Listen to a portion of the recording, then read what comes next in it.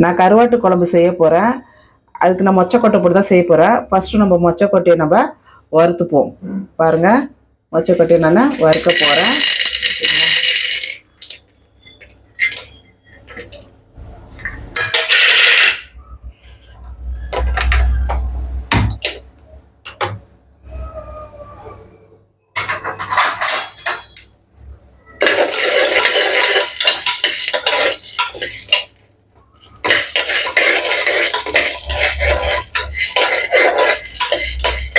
இதை வந்துட்டு நீங்கள் ஒரு லைட்டாக வறுத்தா போதும், ரொம்ப ஹெவியாலாம் வறுக்கணும் அவசியம் இல்லை. எதுக்கு இது நம்ம வறுக்கிறோம் அப்படின்னு பார்த்தீங்கன்னா, வறுத்து நம்ம வேக வைக்கும்போது அது ஸ்மெல் வந்து மணமாக இருக்கும். அந்த மொச்சக்கொட்டை ஸ்மெல்லு நல்லா மணமாக இருக்கும், பச்சை வாடை அடிக்காது. அதுக்காக தான் இதை நம்ம வறுக்கிறோம். லைட்டாக வறுத்தா போதும். நீங்கள் எந்த பாத்திரத்தில் நீங்கள் அது மொச்சக்கொட்டை அவிக்க போகிறீங்களோ அந்த பாத்திரத்தில் போட்டு ஃபஸ்ட்டு வறுத்துக்குங்க. நான் இந்த குக்கரில் வந்து விசில் கொடுக்க போகிறேன். ஸோ அதனால தான் நான் இந்த பாத்திரத்தில் நான் போட்டு வறுக்கிறேன். நான் இப்படி நம்ம வறுத்துட்டு கொஞ்சம் ஒரு நிமிஷம் இல்லை போதும். நமக்கே தெரியும் ஓரளவுக்கு ப்ரௌன், லைட் ப்ரௌன் வரும்போது நீங்கள் எடுத்தால் போதும். இப்போ லைட் ப்ரௌன் வர வரை நான் வறுக்க போகிறேன். வறுத்துட்டு அதுக்கப்புறம் என்ன செய்யறது நான் ஒன் பை ஒன்றா உங்களுக்கு காட்டுறேன். சரியா?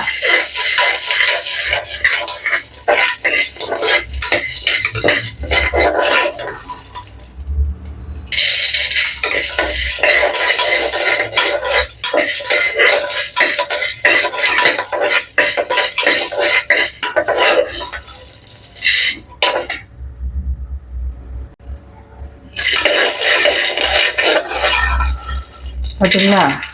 இந்த பதத்தில் அது பாருங்கள், லைட் ப்ரௌன் தான், ரொம்ப ப்ரௌன் இல்லை, லைட் ப்ரௌன் தெரியுது. நம்ம போடும்போது உங்களுக்கு லைட்டாக ஒயிட் கலரில் இருந்து ஷேடு ஆஃப் ஷேட் மாதிரி இருந்துச்சு. இப்போ பார்த்தீங்கன்னா இப்போ லைட் ப்ரௌன். சரியா? இந்த பதத்தில் ஸ்டவ் நான் ஆஃப் பண்ணிடுறேன்.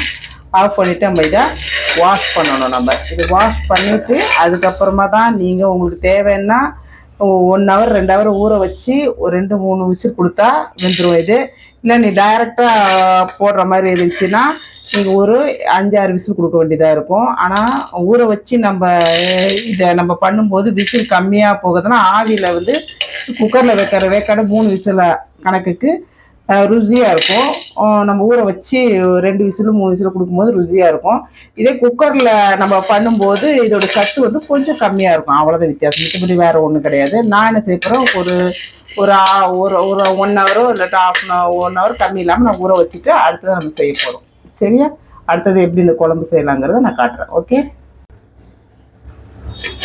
பாருங்கள். இப்போ அந்த சூட்டோடு நான் இந்த தண்ணியை ஊற்றுறேன். ஆற வச்சுலாம் ஊற்றணும்னு அவசியம் இல்லை. சூட்டோடு ஊற்றும் போது அந்த மொச்சக்கொட்டையில் இருக்கிற டஸ்ட்டு அது மேலே பயிராகி வருது இல்லையா, ரொம்ப நாளுக்கு வந்து மளிகை கடைகள்லாம் வச்சுருப்பாங்களே, ஸோ அது மேலே இருக்கிற டஸ்டெல்லாம் உங்களுக்கு வெளியே வந்துடும். அதனால் நம்ம சூட்டோடு ஊற்றும் போது நமக்கு இந்த மொச்சக்கொட்டை வந்து ரொம்ப சுத்தமாக கிடைக்கும். நமக்கு அதோட டஸ்ட்டெல்லாம் இல்லாமல் நல்லா கிளியராக நீட்டாக கிடைக்கும். சரியா? இப்போ நீங்கள் கையை வச்சிடாதீங்க, ஏன்னா ஹீட்டாக இருக்கும். அந்த ஹீட்டில் நீங்கள் கையை வச்சு களைஞ்சிட்டிங்கன்னா உங்கள் கை பொத்து போயிடும். அதனால் நம்ம ஒரு கரண்டியே வச்சு நம்ம இது மாதிரி வந்துட்டு கழுவிடலாம். கழுவிட்டு இந்த தண்ணி நம்ம என்ன செய்யணும், கீழே ஊற்றிடலாம். இப்போது இது மொச்சக்கொட்டை நமக்கு வேக வைக்கிற அளவுக்கு தண்ணியை நம்ம ஊற்றிக்கிறேன். ஃபஸ்ட்டு நான் 1 ஹவர் ஊற வைக்க போகிறேன். ஊற வச்சு தான் நான் விசில் கொடுக்க போகிறேன். போதுமானது தண்ணி, இதை ஊறட்டும்.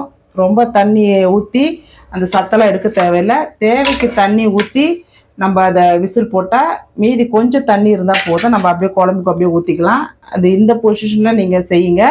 இந்த ப்ராசஸில் செய்யும்போது பார்த்திங்கன்னா நான் வந்து உங்களுக்கு ஊற வச்சுருக்கேன். இந்த ஊற வச்ச தண்ணியோட நான் நினச்சது குக்கரில் போடுவேன். குக்கரில் ஊறின பிறகு குக்கர் ஒரு விசில் வந்து 1 இல்லை 2 தான் நான் விடுவேன், ரொம்ப விட மாட்டேன். ஏன்னா அது கையோடு நான் குழம்புல போட்டுருவேன் நான். ஸோ நம்ம அந்தளவுக்கு இருந்தால் போதும். நீங்கள் ஊற வைக்காமல் எமர்ஜென்சி செய்கிற மாதிரி இருந்தால் நீங்கள் என்ன செய்ய, உடனே குக்கரில் போட்டு எத்தனை விசில் அது வேகுமோ, அந்த ரொம்ப வேகாது, முக்கால் வேக்காடில் தான் நீங்கள் ஆஃப் பண்ணணும். ஏன்னா நம்ம அப்படியே எடுத்து குழம்புல போட்டால் தான் அந்த குழம்போட இந்த மொச்சக்கொட்டை போட்டு செய்யும்போது இந்த மொச்சக்கொட்டையோடைய டேஸ்ட் வந்து அந்த குழம்புலையும் இறங்கும், அதனுடைய புளிப்பும் காரமும் இந்த மொச்சக்கொட்டையில இறங்கும். ஸோ வந்துட்டு நீங்கள் என்ன செய்யுங்க, நான் வந்து ஊற வச்சு இப்போ நான் குக்கர் விசில் கொடுக்க போகிறேன். நீங்கள் சப்போஸ் அப்படியே நீங்கள் போடுற மாதிரி இருந்தால் எத்தனை விசில் வேணுங்கிறத பார்த்துட்டு 3/4 வேக்காடு இருந்தால் போதும். நீங்கள் ஃபுல்லாக நாங்கள் வெந்ததுக்கு அப்புறமா நீங்கள் அதில் போடும்போது என்ன ஆகும்னா குழம்புல கொதிக்க கொதிக்க அது தோல்லாம் உறிஞ்சிக்கிட்டு உங்களுக்கு என்னன்னா கொஞ்சம் ரொம்ப குழஞ்ச மாதிரி வந்துடும், குழம்பு வந்து திக்னஸ் கொடுக்க ஆரம்பிச்சிடும். ஸோ வந்து நீங்கள் வந்து 3/4 வேக்காடு நீங்கள் சொன்ன இருக்கும்போது உங்களுக்கு எத்தனை விசில் உங்களுக்கே தெரியும் பழக்கம் உள்ளவங்களுக்கு. நீங்கள் அதுக்கேற்ற மாதிரி நீங்கள் விசிலில் கொடுத்துட்டு 3/4 வேக்காடு இருந்தால் போதும். நான் இப்போ பாருங்கள், நான் ஒரு விசில் தான் விடுவேன், இல்லாட்டா 2 விசில் விடுவேன், அவ்வளோதான். இப்போ நான் ஊற வைக்க போகிறதுனால எனக்கு 2 விசில் போதும். அதில் இப்போ அடுத்தது வந்து அடுத்த ப்ராசஸ்ங்கிறத நான் உங்களுக்கு காட்டுறேன். பார்த்தீங்கன்னா நான் வேக வச்ச தண்ணியை மொச்சை எடுத்துக்கிட்டு நான் அந்த வேக வச்ச தண்ணி இருக்கு இல்லையா, அந்த வேக வச்ச தண்ணியில் நான் என்ன செய்கிறேன், புளியை ஊற போட்டு தண்ணி கொஞ்சம் சூடாக இருக்குது. சூடாக இருக்கும்போது அந்த புளியை போட்டால் சீக்கிரம் கரையிறதுக்கு ரொம்ப ஈஸியாக இருக்கும். அந்த பார்த்திங்கன்னா இந்த அளவுக்கு புளி எடுத்துகிட்டு அதை ஊற போட்டுக்குங்க. இப்போ கருவாட்டுக்கு தேவையான பொருளில் ஒன்று தேங்காய் பால். தேங்காய் பால் ஃபஸ்ட்டு பால் எடுத்து வச்சுருக்கிறேன். இப்போ நம்ம என்ன செய்யணும், அடுத்தது 2வது பாலுக்கு புளிஞ்சி வச்ச திப்பையை தூக்கி அதில் போட்டுட்டு நமக்கு என்ன செய்யணும், ஒரு குட்டி ஸ்பூனில் பாருங்க சீரகம், அடுத்து வந்துட்டு சோம்பு போட்டு தண்ணியை ஊற்றி மைப்பூல அரைச்சி 2வது பாலை எடுத்து அதை கருவாட்டு குழம்புல முதல்ல சேர்த்துக்கணும். எதுக்கு சீரகம் சோம்பு நம்ம போடுறோம்னா, சீரக சோம்பு கருவாட்டு குழம்பு வாசனைக்காகவும் உடம்பு நல்லதுக்காகவும் நம்ம சேர்க்குறோம். ஏன் முதல் பாலில் நீங்கள் சேர்க்காமல் அரைச்சிருக்கலாமேன்னு ஒரு கேள்வி கேட்பீங்க. 2வது பாலில் எதுக்கு நம்ம அரைக்கிறோம்னா, ஃபஸ்ட்டு பாலில் வந்துட்டு நம்ம லாஸ்ட்டில் ஊற்றுறதுனால இந்த சோம்பும் இந்த சீரகோட ஸ்மெல்லு வந்து பச்சை வாடை இருந்துக்கிட்டு இருக்கும், நல்லா இருக்காது குழம்பு. ஸோ நம்ம இது கருவாட்டு குழம்போட முதல்ல ஊற்றிடுறதுனால இந்த உடைய எசன்ஸும் இந்த ஸ்மெல்லு இந்த பச்சை வடை எல்லாமே அது குழம்பு கொதிக்கும் போது இது சேர்ந்து கொதிக்கு வரும்போது அந்த கருவாடு குழம்பும் மணமாகவும் இருக்கும். 2வது வந்துட்டு இது எசன்ஸ்லாம் ஃபுல்லாக அதில் இறங்கி குழம்பு வந்து நம்ம சாப்பிடும்போது இது இந்த பொருள் சேர்ந்த வாசனைலாம் தெரியும். முதல்ல இது மாதிரி ஃபஸ்ட்டு பாலோட நம்ம சேர்த்து அரைச்சிட்டோம்னா லாஸ்ட்டில் ஊற்றும் போது அது ஸ்மெல்லு வந்து தனியாக ஒரு டிஃப்ரெண்ட்டாக அது ஸ்மெல் வந்து குழம்புக்கு நல்லா இருக்காது, அது மேட்ச் ஆகாது. ஸோ அதனால் வந்து 2வது பால் அதை போட்டு அரைச்சாதான் இது உங்களுக்கு நம்ம கேட்குற மாதிரி அந்த கருவாட்டு குழம்போடு சேர்த்து இந்த சோம்பு சீரக வாசனையும் நல்லாயிருக்கும். உங்களுக்கு தூக்கெலாம் எவ்வளோ வேணுமோ அது போட்டுக்கலாம். நான் கூட இன்னும் கொஞ்சம் கூட சீரகம் சேர்த்துக்கிறேன், இன்னும் கொஞ்சம் கூட சோம்பு சேர்த்துக்கலாம். நம்ம இதெல்லாம் அரைச்சிட்டு இதை அப்படியே வந்து கருவாட்டு குழம்போட ஊற்றாமல் இதையே நம்ம பாலாக எடுத்து தான் அந்த தண்ணியை தான் நம்ம கருவாட்டு குழம்புல சேர்க்கணும். பார்த்தீங்கன்னா இது கருவாட்டு குழம்புக்கு நான் கருவாடு எடுத்திருக்கேன். இந்த கருவாடு வந்து எங்கள் வீட்டுக்காரர் வந்து ஊருக்கு போயிருந்தார், வாங்கிட்டு வந்தார். அது தூத்துக்குடி கருவாடு. இது ஆக்சுவலாக எனக்கு இது சீலா மீன் மாதிரி தான் தெரியுது, வஞ்சர மீனாக சீலாவாக தெரில, ஏதோ ஒன்று. ஓகேவா, கருவாட்டு குழம்புல நீங்கள் செய்கிறதா இருந்தால் கருவாடு உங்களுக்கு கடித்து சாப்பிட்ற மாதிரி இருந்தால் அதுக்கேற்ற மாதிரி பொருளை நீங்கள் போட்டுக்கோங்க, கரையிற மாதிரி இருந்தால் அதுக்கேற்ற மாதிரி பொருளை போட்டுக்கோங்க. சரியா, இப்போ இது நம்ம எடுத்தாச்சு. எடுத்த உடனே நம்ம இதுக்கு எனக்கு குழம்புக்கு தேவையான கருவாடை நான் எடுத்துட்டேன். இப்போ நான் என்ன செய்கிறேன், சுடு தண்ணி ஊற்றி நம்ம அது ஒரு ரொம்ப நேரம் ஊற வைக்கக்கூடாது, ஏன்னா அது கரைஞ்சிரும், தூள்தலாக போயிடும். ஸோ நான் சுடு தண்ணி ஊற்றுறேன். சுடு தண்ணி ஊற்றி ஒரு 2 நிமிஷம் கழித்து இதை எடுத்துகிட்டு அதுக்கப்புறமா நம்ம நார்மல் வாஷு நம்ம பண்ணுறதை நான் சொல்கிறேன். இப்போ கருவாடு எப்படி கழுவாங்கிறது பார்க்கலாம். ஃபஸ்ட்டு நம்ம வந்துட்டு ஊற வச்சோம் இல்லையா, அதாவது சுடு தண்ணி போட்டு நம்ம கருவாடை ஊற வச்சுருக்கோம். இப்போ ஊறின பிறகு பார்த்திங்கன்னா தோலுலாம் வந்துச்சு, வெளியே வந்துருச்சு, ஃப்ரெஷ்ஷாகிடும் நமக்கு. இதே டைமில் இது கொஞ்சம் கல் கணக்காக இருக்கிறதுனால நான் ஒரு 5 நிமிஷத்துக்கு மேலே ஊற வச்சுருக்கிறேன். இதே கரையக்கூடிய இதாக இருந்துச்சுன்னா நீங்கள் வெந்நி போட்ட உடனே எடுத்துகிட்டு அதுக்கப்புறம் சும்மா 2 வாஷ் நார்மல் வாஷ் பண்ணிவிட்டு அதுக்கப்புறம் யூஸ் பண்ணிக்கோங்க. இது கொஞ்சம் கல் கணக்காக இருக்கிறதுனால எடுத்தேன். இப்போ நான் உங்களுக்கு முதல்ல காமிச்சதுக்கு இப்போ காமிச்சதுக்கு எவ்வளோ பாருங்கள், இதுலேயே கொஞ்சம் வெந்துருச்சு. அதனால இதோடைய ஸ்மெல்லு பேட் ஸ்மெல்லாம் இது தண்ணியில் இறங்கிரும். 2வது வந்து பார்த்திங்கன்னா நம்ம இது ஃப்ரெஷ்ஷாக நம்ம குழம்புல போடும்போது அந்த கருவாடு வாசனை மட்டும் இருக்கும், கவுச்சி வாசனை இருக்காது. நான் ஒவ்வொரு டைம் சொல்கிறது எல்லாமே அப்படிதான். கவுச்சி ஆன பொருளுங்களை நீங்கள் எந்த அளவுக்கு வாஷ் பண்ணுறீங்களோ அந்த அளவுக்கு வந்து குழம்பு வந்துட்டு எந்த பொருளை நம்ம போடுறோமோ அந்த பொருளோட ஸ்மெல்லு தான் இருக்கும். இப்போ பார்த்தீங்கன்னா பார்த்தீங்களா இது வஞ்சரம் தான் நினைக்கிறேன் நான். ஆக்சுவலாக எங்கள் வீட்டுக்கார்ட்டே கேட்டால் இது எடை கருவாட்டா தெரியல அப்படி சொல்கிறாரு. சரி, ஓகே. இது பார்த்தீங்கன்னா இது தோலை பாருங்கள், இந்த தோலை பார்த்தா வஞ்சரம் மாதிரி இல்லை. ஆக்சுவலாக இது என்ன கருவாடு, சரி ஏதோ ஒரு கருவாடு எல்லாம் சாப்பிட்ற பொருள் தானே கடவுள் கொடுத்தது, எல்லாமே இப்படியே கழுவி வச்சு இப்போ பாருங்கள் கழுவிட்டு இந்த தண்ணி நான் செடிக்கு நான் மேலே தோட்டம் வளர்க்குறேன் இல்லையா, தோட்டத்தை வளர்க்குறதுனால ஒரு பொருளை கூட நான் வேஸ்ட் பண்ண மாட்டேன், எல்லாத்தையுமே நான் செடிங்களுக்கு தான் யூஸ் பண்ணுவேன். ரெண்டாவது வாஷ் பண்ணுறேன் பாருங்கள். ரெண்டாவது வாஷ் பண்ணிவிட்டு அதையும் நல்லா இது பண்ணிக்கோங்க பாருங்கள். கருவாட்டில் மீன் மாதிரி ரொம்ப கழுவாதீங்க, தூள் தூளாக போயிடும் உங்களுக்கு. நம்ம சுடு தண்ணிலே முதல்ல போட்டதுனால அதிலே ஸ்மெல்லு அது இது கருவாடு உள்ள மண்ணெல்லாம் போயிருக்கும். இருந்தாலும் நம்ம 2-3 தடவை வாஷ் பண்ணிக்கிறது நல்லது. இதில் மஞ்சள் போட்டு எவ்வளோ திக்காக கொடுத்துருந்தாங்க. இதை இப்போ வந்துட்டு பாருங்கள் மஞ்சள் கொஞ்சம் குறைஞ்சிருச்சு. ரெண்டாவது வாஷ், இப்போ மூணாவது வாஷ் பண்ணுறேன் பாருங்கள். மூணாவது வாஷ் பண்ணிக்கிட்டு தண்ணி பார்த்திங்கன்னா பியூர் ஒயிட்டாக இருக்குது பார்த்தீங்களா. இது இந்த அளவுக்கு வாஷ் பண்ணால் போதும் சரியா. ரொம்ப நீங்கள் ஷேக் பண்ணி கழுவுனீங்கன்னா இதோட தூள் தூளாக இது வர ஆரம்பிச்சிடும் நமக்கு. அதனால் இது மாதிரி பண்ணால் போதும். இதில் கொஞ்சம் சுரண்டி விட்டுக்குங்க, ஏன்னா கருவாடுங்கிறது அந்த செதிலோடு தான் காய வைப்பாங்க. ஸோ வந்து இந்த தோலில் இருக்க செதிலெல்லாம் எடுத்துருங்க, இல்லைன்னா குழம்போடு அந்த செதிலும் சேர்த்து வச்சு நம்ம தொண்டையில் போய் மாட்டிக்கும். அது பார்த்தீங்களா, இது கொஞ்சம் கல்லாக இருக்கனால இத்தனை வாஷ் பண்ண முடியுது. இப்போ 2 கூட வாஷ் பண்ணலாம் போதும். ஆனால் என்ன சுடு தண்ணி நான் ஊற வச்சிருக்கனால இது 3 வாஷ் பண்ணியாச்சு. இதை நான் மற்ற கடிக்கிற மாதிரி வேணும்னா என்ன பண்ணணும்னா, இப்போ வந்துட்டு இதை நமக்கு தேவைன்னா இதை நமக்கு அந்த முள்ளை கூட நம்ம முதல்ல எடுத்துடலாம். கருவாட்டில் கிடக்க அந்த முள் வேண்டாம்னா நம்ம என்ன செய்யலாம், அந்த கருவாட்டுடைய முள்ளை கூட எடுத்துட்டு எல்லாத்தையும் போட்டோம்னா இன்னும் சாப்பிட்றதுக்கு ஈஸியாக இருக்கும். சின்ன குழந்தைங்களாம் சாப்பிட்றதுக்குலாம் கொஞ்சம் ஈஸியாக இருக்கும். இது பாருங்கன்னா நான் பிக்கிறேன், கொஞ்சம் கல் மாதிரி தான் இருக்குது இது.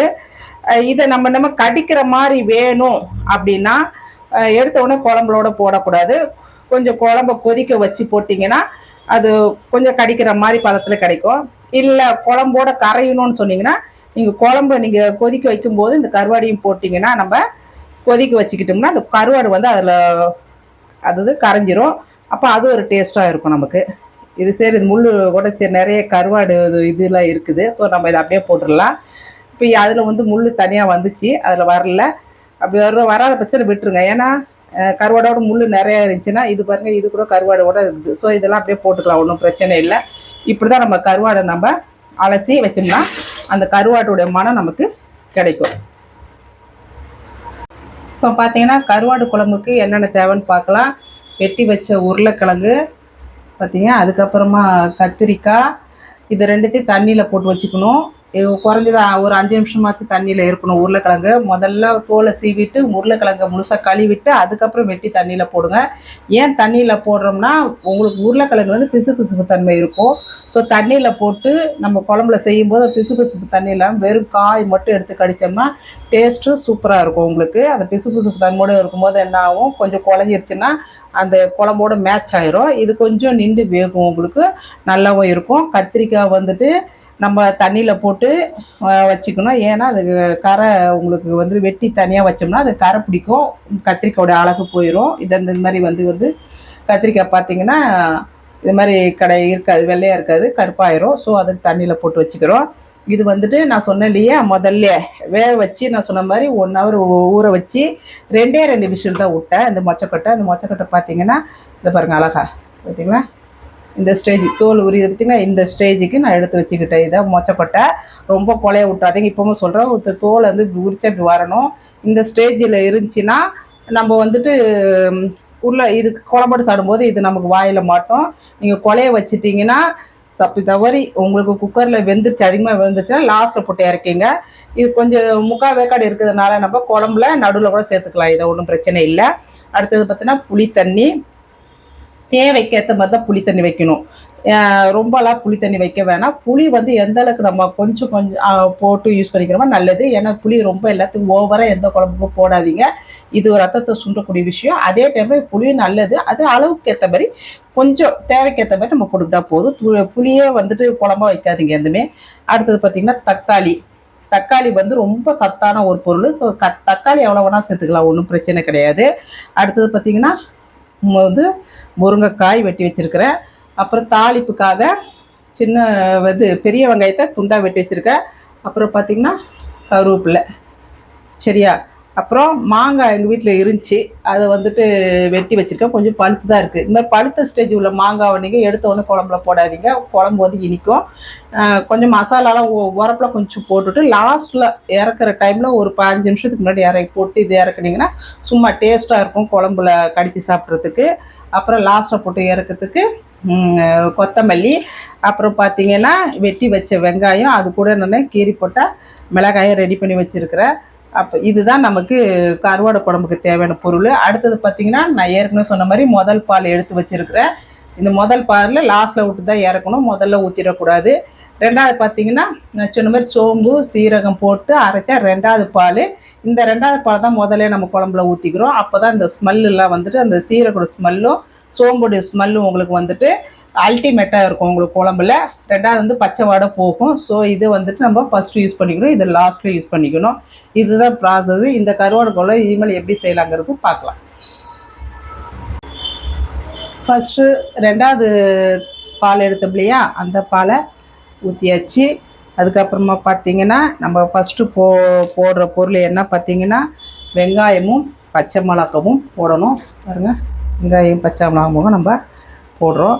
இதெல்லாம் வதக்கிட்டுலாம் செய்யாதீங்க. எப்போவுமே எந்த பொருளுமே வதக்கிட்டு செய்யும்போது எண்ணெயில் அந்த காய்க்கு சுருண்டு அதோடைய எசன்ஸ் எல்லாம் அந்த எண்ணெயில் வந்து சுருண்டிக்குமே தவிர அது டேஸ்ட் வந்து நமக்கு அது ஒரு டிஃப்ரெண்ட்டாக இருக்கும். பட் அதை விட இது வந்து நமக்கு சத்து. ஆவியில் வேக வச்சு சாப்பிடக்கூடிய எந்த பொருளும் வந்து உடம்புக்கு நல்லது. எண்ணெயில் நம்ம வதக்கும் போது என்ன ஆகும்னா எண்ணெய் அதிகமாக பிடிக்கும். அந்த எண்ணெயும் ஒரு மனுஷனுக்கு கெடுதல். எண்ணெய் யூஸ் பண்ணணும், அதே வந்து அழகாக தான் யூஸ் பண்ணணும். ஸோ எந்த பொருளுமே கிரேவி தவிர மீது எந்த பொருளும் நீங்கள் செஞ்சாலும் ஃபஸ்ட்டு தண்ணியில் போட்டு கொதிக்க வச்சுட்டு அதுக்கப்புறம் லாஸ்ட்டு தாளிப்பு கொடுத்தா போதுமானது. அது அப்போ வந்து இந்த காய் நம்ம போடுற காயோடைய எசன்ஸ் எல்லாம் இந்த குழம்புல இறங்கி அது ஒரு டேஸ்ட்டாகவும் இருக்கும். நான் எப்போவும் அப்படி தான் செய்வேன். எதுவுமே எந்த பொருளையும் வதக்க மாட்டேன். எல்லாமே அது பருப்பாகட்டும் காரக்குழம்பாகட்டும் எல்லா போதுமே இது மாதிரி ப்ராசஸ் செஞ்சுட்டு அதுக்கப்புறம் தாளிப்பு கொடுப்பேன். சில பொருளுங்களை வந்து எண்ணெயில் செஞ்சு தான் ஆகணும், அந்த பட்சத்தை நம்ம எண்ணெயில் செஞ்சுக்கலாம். இப்போ பார்த்திங்கன்னா நான் இப்போ வெங்காயத்தையும் பச்சை மிளகாயும் போட்டு இப்போ கொஞ்சம் ஒரு கொதி வரட்டும். இது சரியா, கொதி வந்தப்புறம் அந்தந்த பொருளை சேர்ப்போம். ஏன்னா வெங்காயம் கொஞ்சம் முதல்ல லேட்டாக சேர்த்தோம்னா வேறு லேட் ஆகும். ஸோ வெங்காயத்தை ஒரு கொதி வந்துச்சுன்னா நம்ம கருவாடு குழம்பு செய்யும் போது அந்த வெங்காயமும் அதை நல்லா மசிஞ்சிரும் உங்களுக்கு. ஸோ வெங்காயத்தை வந்து ஃபஸ்ட்டு நான் கொதிக்க வச்சு கொஞ்சம் அது வெங்காயம் வந்து வேகட்டும். ஏன்னா வெங்காயம் வந்து வேக தான் கொஞ்சம் லேட் ஆகும். அடுத்தது வந்து தக்காளி போடலாம். எடுத்தோடனே தக்காளி வெங்காயம் போட்டிங்கன்னா இதோட புளிப்பு தன்மைக்கு வெங்காயம் வேகிறதுக்கு லேட் ஆகும். ஸோ நம்ம என்ன செய்கிறோம், ஃபஸ்ட்டு வெங்காயத்தை கொஞ்சம் வேக விடலாம். பச்சை மிளகாவும் கொஞ்சம் அது வந்து வெந்த பிறகு அடுத்தது பொருள் சேர்க்கலாம். நம்ம நீங்கள் எந்த அளவுக்கு வைக்கிறீங்களோ அந்த அளவுக்கு நீங்கள் தண்ணி சேர்த்துக்கிட்டா போதுமானது. இப்போ பார்த்தீங்கன்னா இந்த வெங்காயம் இதெல்லாம் வெந்துக்கிட்டு இருக்குது. இந்த ரெண்டாவது தேங்காய் பாலில் வெந்துக்கிட்டு இருக்குது. பார்த்திங்களா இப்படி வெந்துருச்சு ஓரளவுக்கு. இது வெந்து பட்சத்தில் நம்ம என்ன செய்கிறோம், தக்காளியை நம்ம போடுறோம். ஆக்சுவலாக பாருங்கள், இது கொதிக்கும் போது அந்த சீரகமும் சோம்போட ஸ்மெல் வந்து அப்படி இருக்குது. கொதிக்கும் போது ரெண்டு இப்படி செய்யுதுன்னா அந்த பச்சை வாடையை போகும். ஸ்மெல்லும் வந்து கருவாட்டு குழம்புக்கு அல்டிமேட்டாக இருக்கும் பாருங்கள். இப்போ அடுத்தது வந்து தக்காளி போடுறோம்.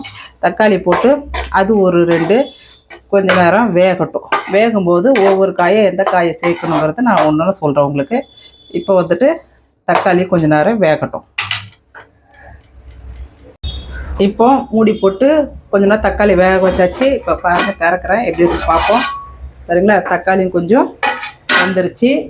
இப்போ நம்ம என்ன செய்யணும், இந்த ஸ்டேஜ் பாருங்கள், தக்காளியும் கொஞ்சம் வெந்துருச்சு. ஸோ வெங்காயம் தக்காளியும் தான் நம்ம முதல்ல கொஞ்சம் வேக வைக்கணும். அப்போ தான் நமக்கு இது குழம்பு செய்யறதுக்கு முன்னாடி இது கொஞ்சம் எல்லாமே கரைஞ்சி குழம்போடு கிடக்கும். சரியா, இப்போ அடுத்த ஸ்டேஜ் நம்ம என்ன பண்ணுறோம், உருளைக்கிழங்கு தான் ஃபஸ்ட்டு போடணும். ஏன்னா உருளைக்கிழங்கு வேகிறதுக்கு கொஞ்சம் நேரம் ஆகும். ஸோ உருளைக்கிழங்கு நம்ம போடுவோம்.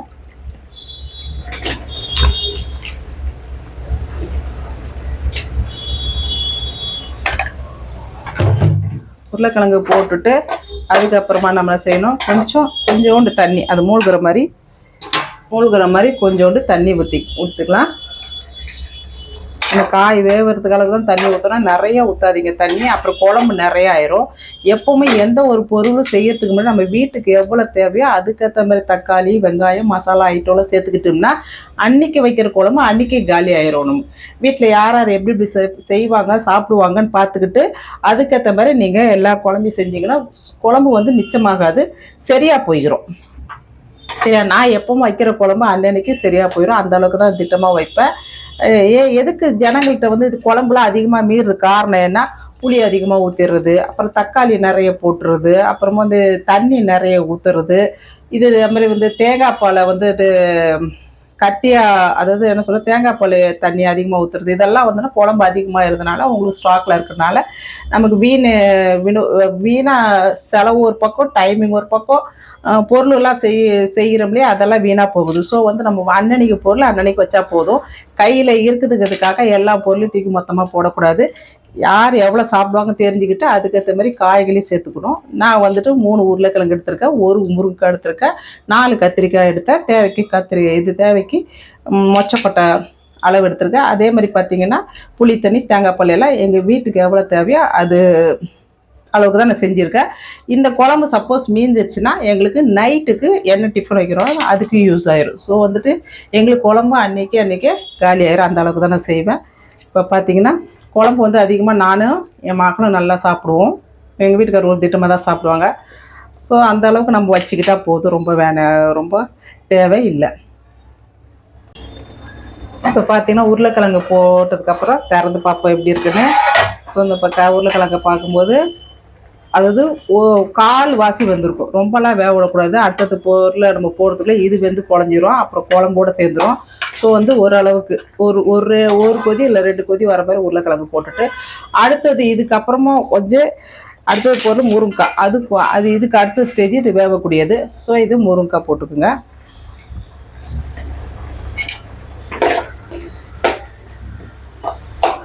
முருங்கைக்காய் போட்டுட்டு இதுக்கப்புறம் நமக்கு தேவையான மசாலாவை நம்ம இப்போ சேர்க்குவோம். பார்த்திங்கன்னா மிளகாத்தூள் 2 ஸ்பூன் நான் போடுறேன்.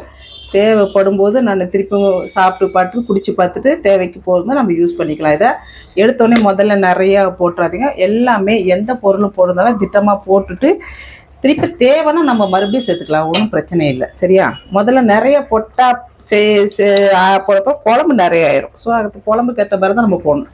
இப்போ வந்து தனியாத்தூள் வந்துட்டு நான் 3 ஸ்பூன் போடுறேன். பார்த்தீங்களா, 2 3 ஸ்பூன் தனியாத்தூள். அப்புறமா எவ்வளோ கவுச்சியான ஐட்டத்துக்கு எல்லாமே மஞ்சள் தூள் கூட போடுறது நல்லது. சரியா, நான் பாருங்க சின்ன ஸ்பூனில் மஞ்சள் தூள் போட்டு இதை நம்ம பண்ணிக்கலாம். இப்போ இதில் உப்புலாம் இப்போ முதல்ல எடுத்து போட வேண்டாம். ஏன்னா உப்பு வந்துட்டு கருவாட்டில் இருக்குது.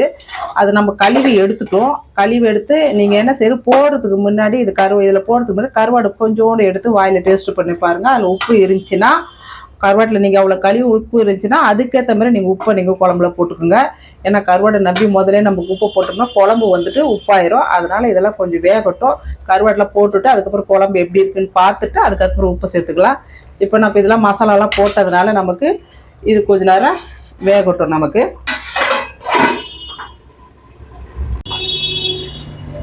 இப்போ முருங்கைக்காய் எல்லாத்தையும் போட்டு ஒரு கொதி வச்சுருக்கோம் இல்லையா, இப்போ எந்த ஸ்டேஜில் இருக்குது பார்த்துட்டு அடுத்த பொருளை சேர்க்கலாம். நம்ம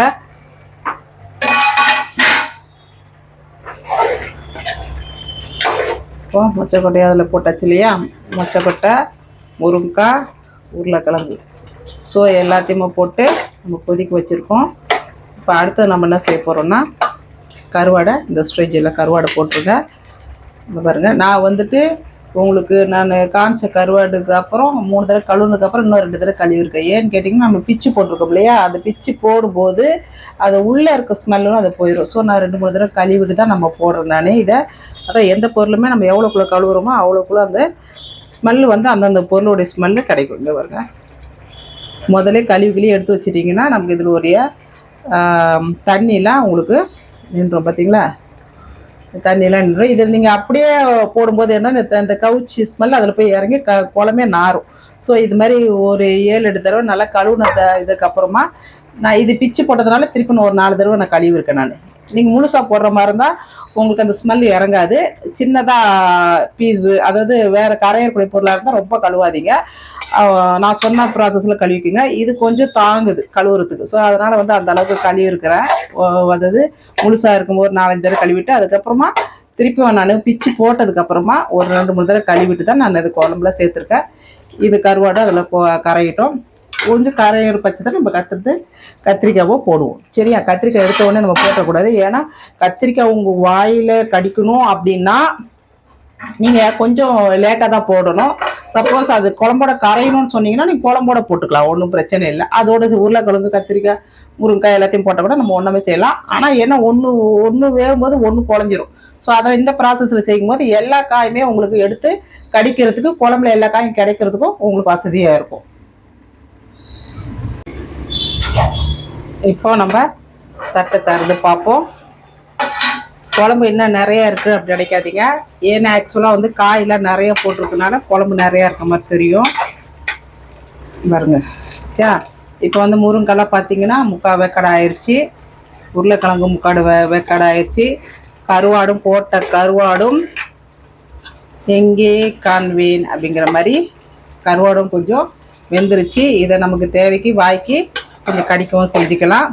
இப்போ இந்த கருவாடுடைய எசன்ஸில் இறங்கிருச்சு. இப்போ கருவாடு குழம்பு இப்போவே வாசனை வருது. இன்னும் கால்வாசி வேலை இருக்குது. இப்போ அடுத்தது பார்த்திங்கன்னா நம்ம கத்திரிக்காவை போடுவோம். இந்த ஸ்டேஜில் கத்திரிக்காய் போடுறோம். நம்ம கத்திரிக்காய் போட்டு வரும்.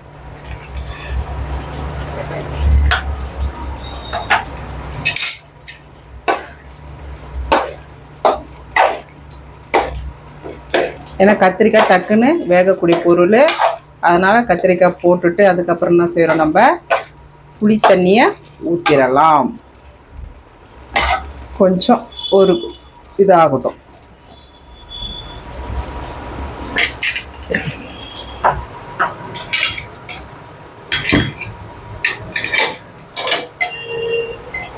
இப்போ புளி தண்ணியை கொஞ்சம் ஊற்றிடலாம். கரைச்சி வச்சுருந்தேன் இல்லையா புளி தண்ணி, அதை நான் இப்போ இந்த ஸ்டேஜில் நம்ம ஊற்றுறேன். ஏன் இந்த ஸ்டேஜில் ஊற்றுறீங்கன்னா மேற்கொண்டு தண்ணி நம்ம ஊற்றக்கூடாது. நம்மள்ட்ட அந்த புளி தண்ணி ஊற்றுனா அந்த புளி தண்ணியில் அந்த கத்திரிக்காய் வெந்துடும். கத்திரிக்காய் வேகிறதுக்கு லேட் ஆகாது. ஸோ நம்ம அதை இது பண்ணிடலாம். நான் எப்பவுமே புளி தண்ணியை லாஸ்ட்டில் பண்ணும்போது ஏற்கனவே எனக்கு கரைச்சி வச்சிருவேன். ஒரு 1/2 hour 1 hour அது வெயிட்டிங்கில் இருக்கும். இப்போ லாஸ்ட் நம்ம கரைக்கும் போது பார்த்திங்களா திப்பு இது வந்துடும் உங்களுக்கு. இது வராமல் இருக்குது நல்லது. நம்ம எடுக்கிறது நல்லது தான். இதில் இன்னும் கொஞ்சம் நம்ம கரைச்சி கூட திருப்பி தண்ணி ஊற்றி கூட நம்ம கரைச்சிடலாம். இதை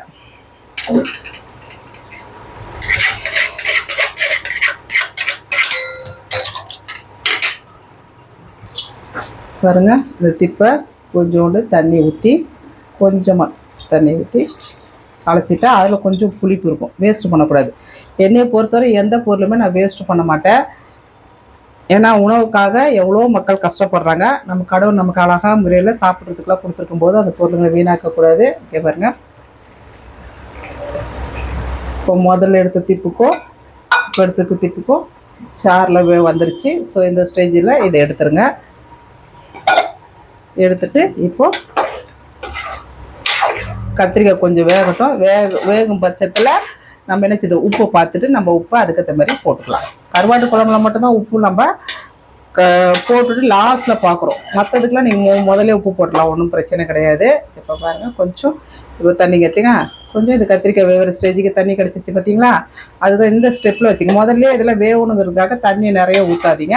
ரெண்டாவது நிறைய ஊற்றுறதுனால என்ன வந்து தண்ணி தான் ஊற்றுமே தவிர சரி காய் வேகாது. காய்க்கு தேவையான தண்ணி ஊற்றுனாதான் அந்த காய்க்கு கொஞ்சம் இருக்க தண்ணியிலே அது பாட்டுக்கு அது வேலையே செய்யும் கரெக்டாக. நீங்கள் முதல்ல தண்ணி ஊற்றும் போது நிறைய ஊற்றும் போது என்ன ஆகும்னா அந்த தண்ணி வத்துறதுக்கு தான் போகும். காய் வந்து லேட் ஆகும் வேகிறதுக்கு. கரெக்டான தண்ணி கரெக்டான அளவு வச்சு இந்த காய்களை போடும்போது என்ன செய்யும்னா உங்களுக்கு சீக்கிரம் வந்து காய் வெந்துடும் உங்களுக்கு.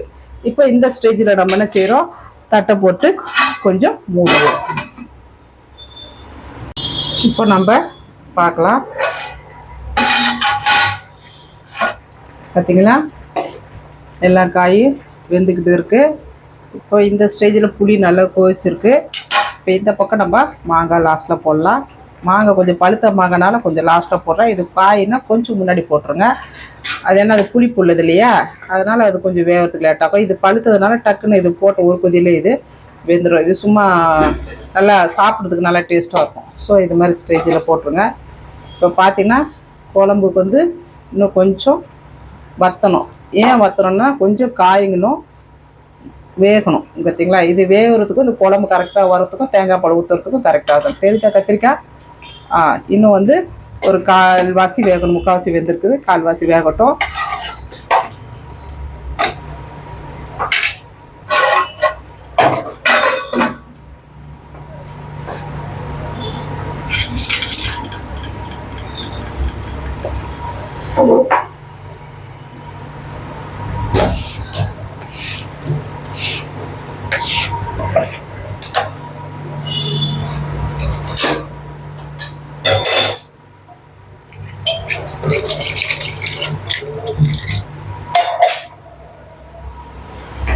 எடுத்துக்கலையாங்க, இதை எடுத்துக்க சொன்னல.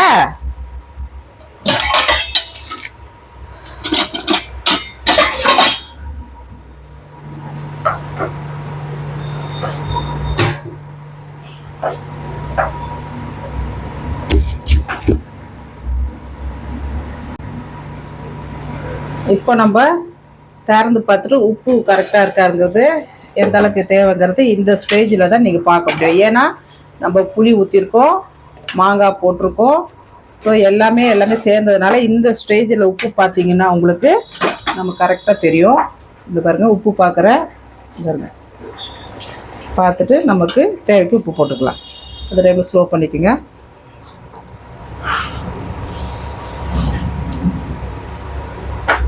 உப்பு கொஞ்சம் கம்மியாக தான் இருக்குது. கருவாடு போட்டதுனால கருவாட்டில் கொஞ்சம் உப்பு இருந்தனால கொஞ்சம் அதில் இறங்கிருக்கு. இப்போ இந்த ஸ்டேஜில் நமக்கு தேவையான உப்பு நம்ம போட்டுக்கிறோம். இந்த பாருங்கள், எனக்கு இப்போ அதில் இந்த ஸ்டேஜ் தான் இவ்வளோ தான் தேவை. போட்டுக்கிட்டேன். பார்த்துட்டு திருப்பி ஒரு கொதி விட்டுட்டு உங்களுக்கு தேவைன்னா மறுபடியும் நான் சொல்கிறேன். இப்போவும் தேவைன்னா எந்த பொருளுமே ஆட் பண்ணிக்கலாம். அதுக்கு முன்னாடியே போட்டு அதிகமாகி கடைசியில் அந்த குழம்பு வந்து சாப்பிட முடியாமல் போயிடக்கூடாது. ஸோ எல்லாமே வந்து முதல்ல கொஞ்சம் செய்யும்போது கொஞ்சமாக செஞ்சு கொஞ்சமாக மெதுவாக செஞ்சு ஆட் பண்ணி செஞ்சுட்டே வரும்போது தான் அந்த குழம்பு ருசி டேஸ்ட்டாகவும் இருக்கும். ஸோ இதை நம்ம மூடி வச்சுட்டு கொஞ்ச நேரம் கழித்து உப்பை பார்த்துக்கலாம். சரியா, மறுபடியும் நம்ம உப்பு இருக்கான்னு கரெக்டாக செக் பண்ணிக்கலாம்.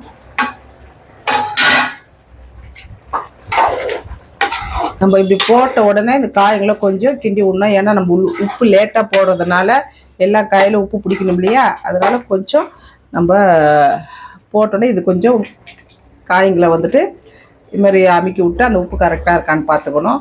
மறுபடியும் நான் உப்பு பார்க்குற டேஸ்ட்டுக்கு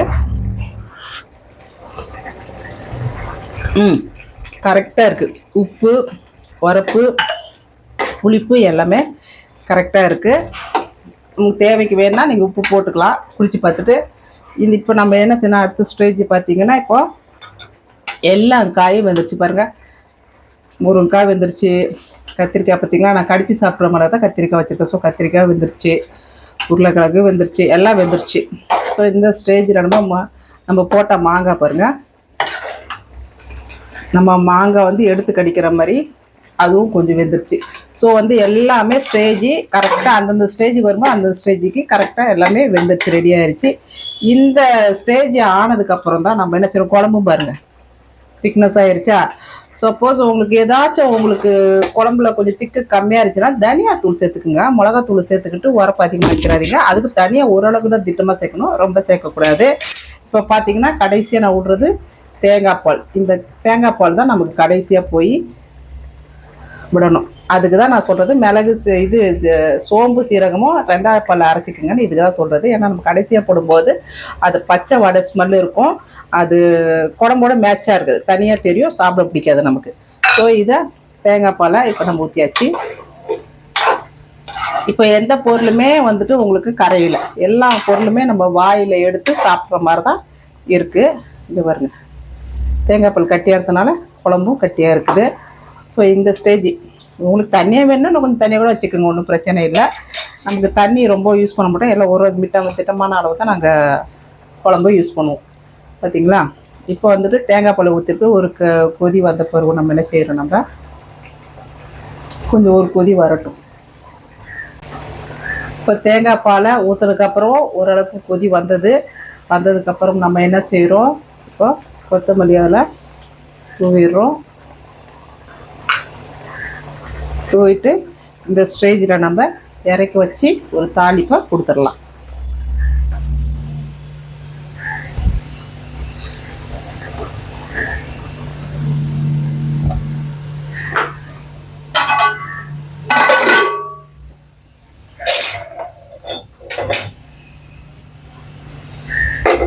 தாளிப்பு கொடுக்கறதுக்காக சின்ன ஸ்டாண்டு போட்டுட்டு அதுக்கு மேலே சின்ன பாத்திரத்தை வைக்கிறேன்.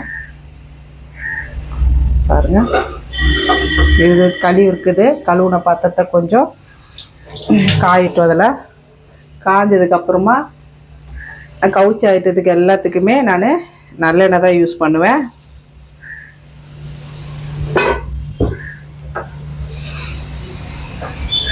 இப்போ பாத்திரம் காஞ்சிருச்சு.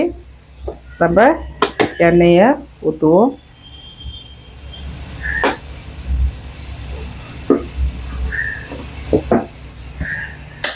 எண்ணெய் உங்களுக்கு தேவைக்கெல்லாம் ஊற்றிக்குங்க. எனக்கு தேவைக்கு நான் ஊற்றிருக்கேன். இப்போ எண்ணெய் கொஞ்சம் சூடாகட்டும்.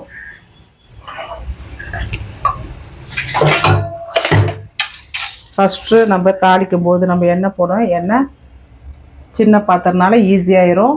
எப்பவுமே சரி, தாளிப்புங்கிறதுக்கு இந்த மாதிரி சின்ன பாத்திரத்தை வச்சுன்னா தாளிப்பு ஈஸியாகிடும், டக்குன்னு ஆயிரும். பெரிய பாத்திரத்தில் வச்சுட்டு அதில் எண்ணெய் நிறைய ஊற்ற வேண்டியதாக இருக்கும். இது சின்ன பாத்திரத்தில் எண்ணெய் கொஞ்சமாக ஊற்றினால நிறைய தெரியும். அப்போது நம்ம போடுற பொருளும் ஈஸியாக அது எண்ணெயில் ஃப்ரை ஆகி வரும். இப்போ பார்த்திங்கன்னா எண்ணெய் சூடாயிருச்சு. எண்ணெய் சூடான பட்சத்தை நான் இதை ஸ்லோ பண்ணிக்கிறேன். சொல்லிட்டு ஃபஸ்ட்டு நம்ம வெங்காயம் தான் போடணும். எப்போவும் எல்லா பொருளுமே எடுத்த உடனே வெங்காயம் தான் போடணும். வெங்காயம் தான் கொஞ்சம் லேட்டாகும். ஸோ நம்ம வெங்காயத்தை தான் நம்ம ஃபஸ்ட்டு போடணும். வெங்காயம் கொஞ்சம் ஃப்ரை ஆகிட்டோம்.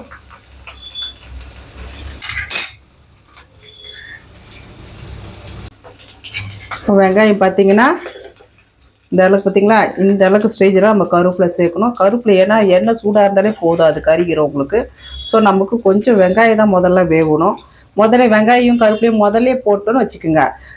வெங்காயம் வந்து லேட்டாக ப்ரௌன் ஷேட் ஆகிரும், கருவேப்பிலை சீக்கிரம் கறிக்கிறோம். ஸோ இந்த ஸ்டேஜில் நம்ம என்ன செய்யணும், கருவேப்பிலை போடும்போது ரெண்டுமே ஈவனாக பொரியறதுக்கு உங்களுக்கு ஈஸியாக இருக்கும். இது பாருங்கள், அடுத்தது கருவேப்பிலை போடுறேன். கருவேப்பிலை போட்டோடனே உங்களுக்கு அந்த சூட்டுக்கு கொஞ்சம் சீக்கிரம் கறிக்கிறோம். இப்போ ரெண்டு ஒன்று போல் வரும் பாருங்க. இதுவும் ப்ரௌன் ஷேடாகவும் அதுவும் கறிக்கிட்டு வரதுக்கும் நமக்கு கரெக்டாக இருக்கும் உங்களுக்கு ஸ்டேஜ். கருவேப்பிலை கொஞ்சம் சுருங்கும் போது, கொஞ்சம் கருகு வரும்போது நம்ம என்ன செய்யும், வெந்தயம் போடணும். வெந்தயம் முதல்ல போட்டிங்கன்னா வெந்தயம் போட்ட அந்த செகண்ட்லேயே நமக்கு அது உங்களுக்கு தேவையான அளவுக்கு பதத்துக்கு வந்துடும். நீங்கள் முன்னாடியே போட்டிங்கன்னா ரொம்ப கருகிரும் உங்களுக்கு. ஸோ வந்து கடுகுலாம் போடக்கூடாது. இதுக்கு கருவாட்டு குழம்புக்கு வெந்தயம் தான் நமக்கு முக்கியம்.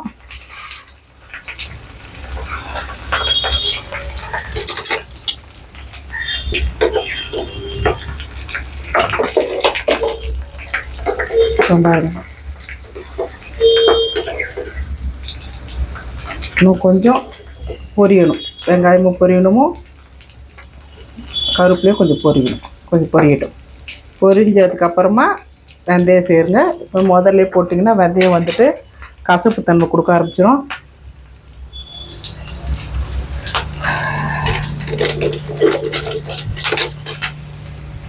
இப்போ பார்த்தீங்கன்னா இந்த ஸ்டேஜில் நம்ம வெந்தயம் போடுவோம். இங்கே பார்த்திங்கன்னா வெந்தயம் நம்ம எவ்வளோ தேவையோ அவ்வளோக்கு போட்டுக்கலாம். ரொம்பலாம் போட்டாலும் கசப்பு அதிகமாகிடும். நான் வந்து இந்த அளவுக்கு தான் எடுத்திருக்கேன். இந்த போதும்.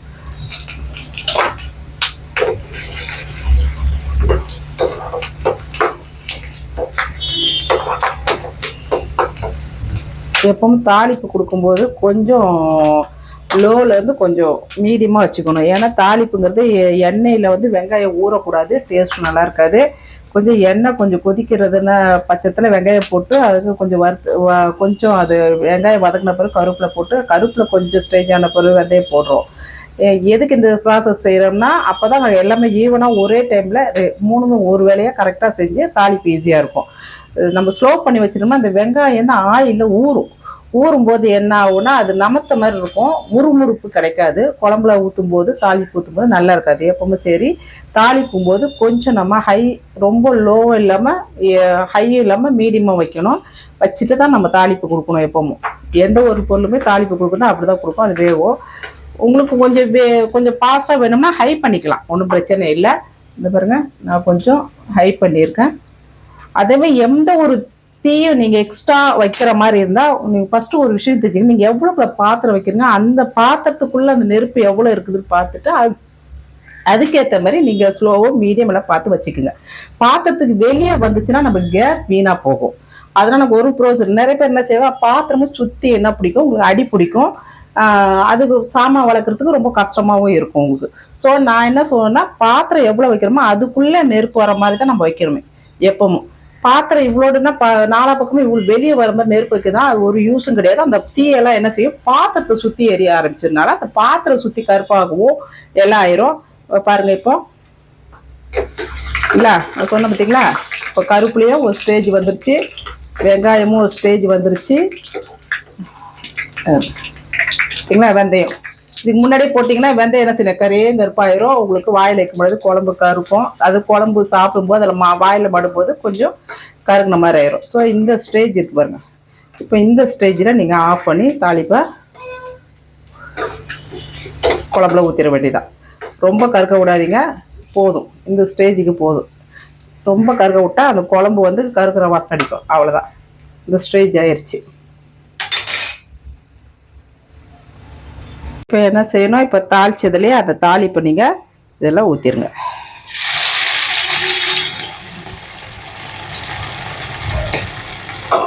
தாளிப்பை ஊற்றிட்டு நம்ம என்ன செய்யணும், நிறைய பேர் தாளிப்பை ஊற்றிட்டு அதை அப்படியே வைக்கிறாங்க, அப்படி வைக்கக்கூடாது. நாலா பக்கமும் இது கிளறி விடும்போது என்ன ஆகும், அந்த ஆயில் அந்த ரெண்டாவது வந்து கருவேப்பிலை,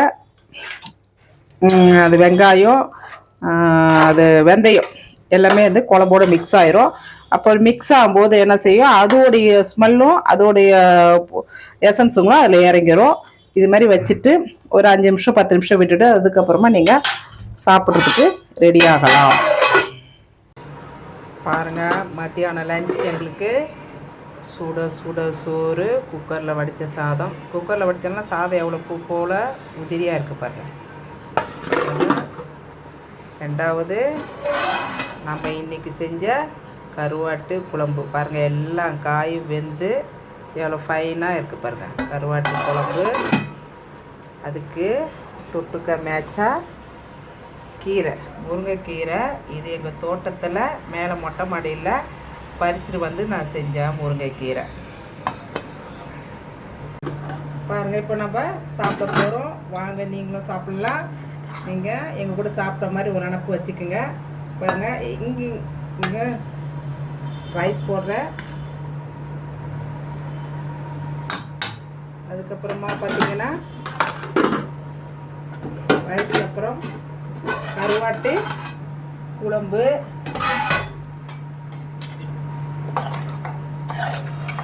யாருக்கு நம்ம கொடுக்குற மாதிரி இருந்தால் முதல்ல நம்ம நல்லா கிளறிக்கணும். ஏன்னா நம்ம அப்படியே மேலோடு எடுக்கக்கூடாது.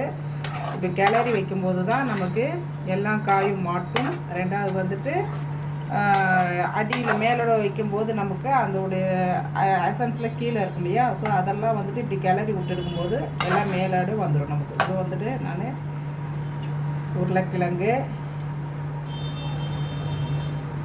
அப்புறம் முருங்கைக்காய், அப்புறம் கத்திரிக்காய். பாருங்கள், கத்திரிக்காய் கடித்து சாப்பிட்ற மாதிரி இருக்குது பாருங்கள். சொன்ன மாதிரி போட்டிங்கன்னா கத்திரிக்காய் கடித்து சாப்பிட்லாம். அடுத்தது பார்த்தா இதை எடுத்துகிட்டு நமக்கு தேவையான மொச்சக்கொட்டை,